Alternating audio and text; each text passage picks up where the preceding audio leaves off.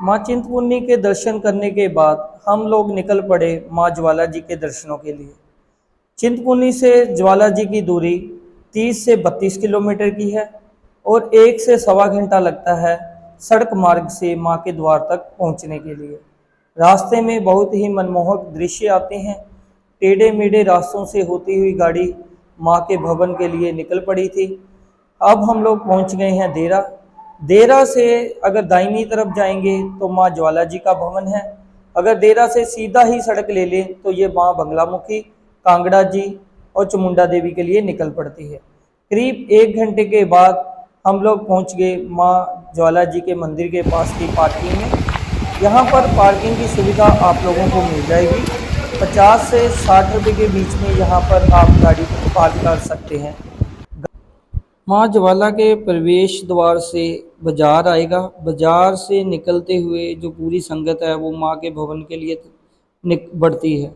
आगे बढ़ते बढ़ते माँ के जयकारों के साथ मन में उत्साह और बढ़ता जाता है और मन में कितनी ही आशाएं लेकर, मन में कितनी ही जिज्ञासाएं और सवाल लेकर माँ ज्वाला के दरबार में पहुँचे। मन में एक अलग सी पॉजिटिविटी थी। दिमाग से सारी नेगेटिविटी, सारे तनाव मुक्त हो चुके थे, क्योंकि अब जैसे ही हम भवन के अंदर आए तो जो नेगेटिव ऑरा था वो दूर होता गया और पॉजिटिव और सकारात्मक जो विचार थे वो मन में आने लगे। दोस्तों, माँ ज्वाला का मंदिर 51 शक्ति पीठों में से एक है। ऐसा माना जाता है कि माँ सती की जीभा यहाँ पर गिरी थी और इस मंदिर का निर्माण राजा भूमिचंद ने करवाया था। यहाँ पर श्रद्धालु माँ के साक्षात दर्शन करते हैं, क्योंकि यहाँ पर माँ पिंडी रूप में नहीं, साक्षात ज्वाला के रूप में विराजमान है। दोस्तों, आपको भी मैं दर्शन करवाने की कोशिश करता हूँ। ये देखिए माँ ज्वाला कैसे अपने सिंहासन पर, अपने आसन पर विराजमान है। तो करिए माँ ज्वाला जी के दर्शन। कहते हैं यहाँ पर 11 जगह पर माँ की ज्योति विराजमान है और कुछ अभी हम लोग यहाँ पर खड़े हैं। ये माँ ज्वाला देवी का ही मंदिर है, जो के दर्शन करने के बाद एक हॉल बना हुआ है जहाँ पर राजा अकबर के द्वारा सोने का छत्र चढ़ाया गया था। जब उसने माता की ज्योतों को बुझाने के 1000 प्रयास किए, लेकिन जब वो हर प्रयास में फेल होता रहा, तब उसने क्या किया कि माता की शक्ति को मानते हुए यहाँ पर सोने का छत्र चढ़ाया। लेकिन माता ने उसके अहंकार को समझते हुए उसका छत्र लेने से इनकार कर दिया और ये जो सोने का छत्र था एक अष्ट धातु का बन गया, जिसकी पहचान आज तक नहीं हो पाई है कि ये किस धातु का बना हुआ है। आइए आपको मैं दर्शन करवाता हूँ अभी उस छत्र के जिसको राजा अकबर के द्वारा वहां पर चढ़ाया गया था। यही वो छत्र है जिसको राजा अकबर के द्वारा चढ़ाया गया था, लेकिन माँ ने उसे स्वीकार कर दिया। अब ये किस धातु का है आज तक कोई भी वैज्ञानिक इसकी पुष्टि नहीं कर पाया।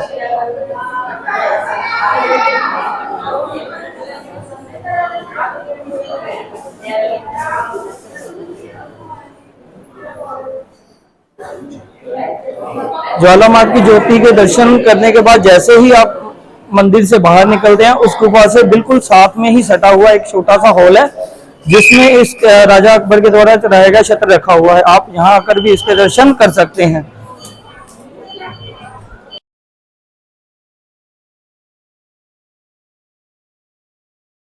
राजा अकबर के द्वारा चढ़ाए गए छत्र के दर्शन करने के बाद जैसे ही हम लोग पहुंचते हैं मंदिर के प्रांगण में, तो यहाँ से थोड़ा सा अगर आप नजर उठा के देखें तो आपको यहाँ पर दिखाई देगा गोरख टिब्बी नामक जगह।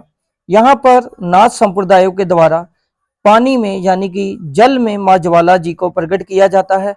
कहा जाता है कि प्राचीन समय में जब गोरखनाथ जी यहाँ पर आए थे तो माँ ज्वाला ने उन्हें अपने यहाँ भोजन करने का निमंत्रण दिया था। तो गोरखनाथ जी ने कहा था, मैया आप ज्वाला जलाकर पानी को गर्म करें, तब तक मैं भिक्षा मांगकर दाल और चावल लेकर आता हूँ। लेकिन गोरखनाथ जी ने कहा था कि माँ जब तक मैं ना आऊं तो आप यहाँ पर किसी भी प्रकार का जो भोजन है वो ना पकाएं। मैं आऊंगा तब अपने माँ के हाथों का यहाँ पर भोजन ग्रहण करूंगा।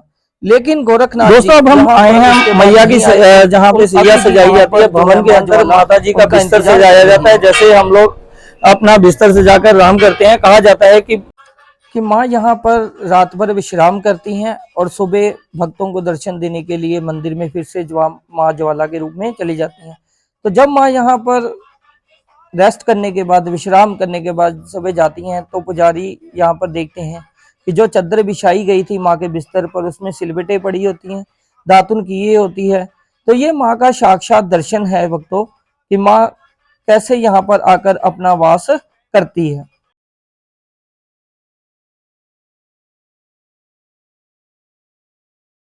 भवन में के अंदर ही एक एलईडी लगाई गई है, जहां पर अंदर से जो माता जी का जहां पे ज्योति जगती है, वहां का सारा दृश्य एलईडी के द्वारा भक्तों को दिखाया जाता है। यहाँ पर जो भक्त अंदर पूरे रूप से ज्योति के दर्शन नहीं कर पाते हैं, वो इसी एलईडी में आकर जो है पूरे अंदर का जो दृश्य है उसको, मनमोहक दृश्य को देख सकते हैं।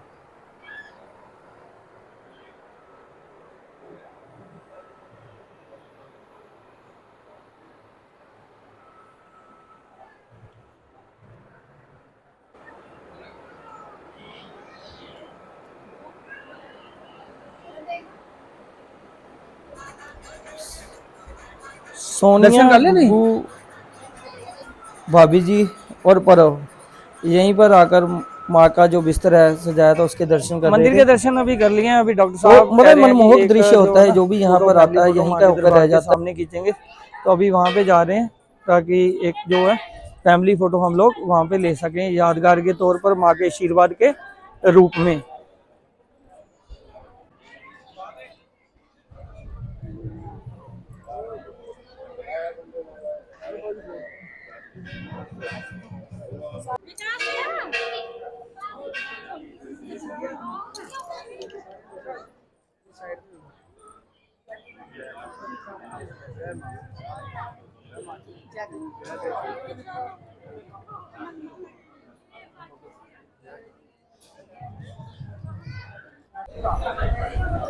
मंदिर के प्रांगण में ही एक हवन कुंड है, जहां पर श्रद्धालु आकर अपने घर की सुख शांति के लिए, अपने कारोबार के लिए, अपने किसी अगर कोई परिजन बीमार है तो उनके माता से प्रार्थना करने के लिए यहाँ पर हवन भी करवा सकते हैं। देखिए मैं आपको हवन कुंड के दर्शन करवाता हूँ, जहाँ पर आप आकर पंडित जी से हवन भी करवा सकते हैं।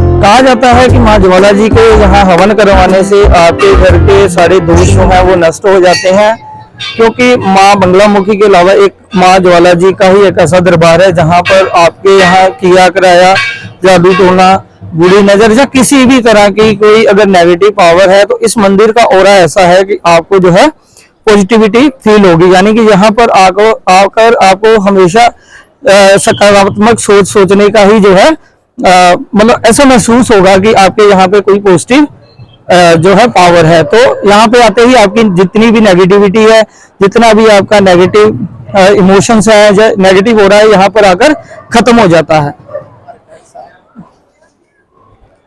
और ये डॉक्टर साहब जा रहे हैं। डॉक्टर साहब कहाँ जा रहे हो?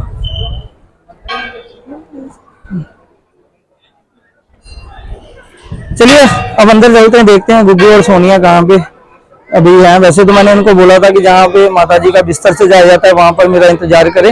अब देखते हैं कि वो कहाँ पर है। चलिए अंदर भवन के अंदर चलते हैं।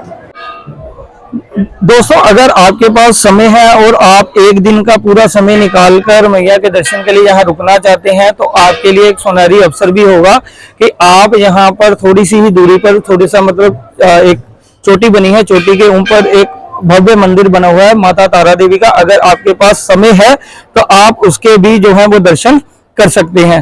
ये देखिए मैं आपको पीछे से दिखाता हूँ, ये सबसे जो चोटी के ऊपर है ये माता जी का भवन है। ठीक है, ये तारा माता का बनाया हुआ भवन है। अगर आपके पास समय है तो आप यहाँ पर आकर माता जी के दर्शन कर सकते हैं। माँ भवानी की कृपा से बहुत ही अच्छे दर्शन हो गए। अभी हम लोग निकल रहे हैं माँ बंगलामुखी के दर्शनों के लिए। सबसे पहले कहीं पे रुक के खाना वगैरह खाएंगे, उसके बाद माँ बंगलामुखी के दर्शनों के लिए चल पड़ेंगे। यहाँ से करीब करीब कोई 30 किलोमीटर का, यानी कि देरा से 12 किलोमीटर का रास्ता है माँ बंगलामुखी का। चलिए अब करते हैं माँ बंगलामुखी के दर्शन।